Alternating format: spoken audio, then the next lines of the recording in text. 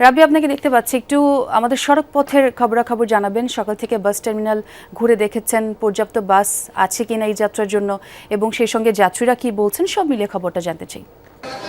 আজকেই তো শুরু হলো ঈদযাত্রা, তবে এখন পর্যন্ত কিন্তু যাত্রীরাই বলেছেন যে তারা নির্ধারিত সময় গাড়ি পাচ্ছেন এবং সেই সঙ্গে তারা আশা করছেন স্বস্তির ঈদযাত্রা হবে এবং এই যাত্রীরা যেন স্বস্তিতে ঈদে বাড়ি ফিরতে পারে সেজন্য কিন্তু সরকারের তরফ থেকে অনেক ধরনের চেষ্টা আছে। সেই চেষ্টার কথা কিন্তু আমরা জানছিলাম। টিকিট এখন পর্যন্ত কাউন্টারে যারা টিকিটের জন্য ঘোরাফেরা করছেন, এখানে কাউন্টার থেকে বলা হচ্ছে যে তাদের টিকিট পর্যাপ্ত টিকিট আছে এখনও। তারা ঈদের দিন পর্যন্ত তারা বাড়ি ফেরার জন্য ঈদে ঘরমুখো মানুষ যাতে নির্বিঘ্নে বাড়ি যেতে পারে সেজন্য তাদের ব্যবস্থা থাকবে এবং সে কথাই বলছিলেন।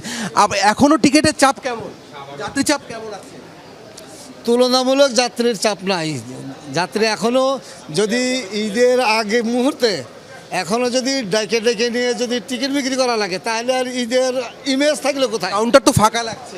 কাউন্টার এইটাই তো প্রমাণ যে যাত্রী আছে কি নাই।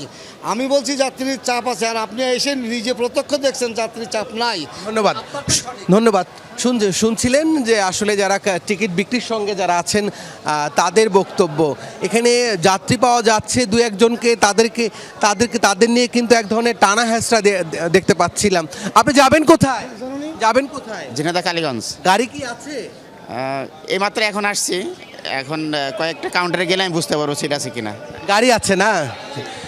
শুনছিলেন যে আসলে এখন পর্যন্ত কাউন্টারগুলো তেমন একটা চাপ নেই এবং গাড়িও কিন্তু পাচ্ছে যাত্রীরা। শুনছিলাম এবং দেখছিলাম। ও রাব্বি, অনেক ধন্যবাদ আপনাকে, গাবতলী খবর জানালেন।